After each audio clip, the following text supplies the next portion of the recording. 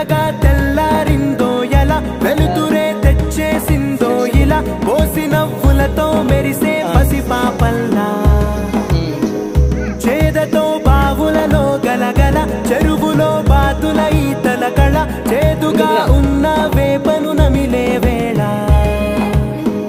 చుట్ట పొగ మంచుల్లో చుట్టాల పిలుపుల్లో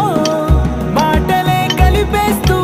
మనసారా మమతల్ని పండించి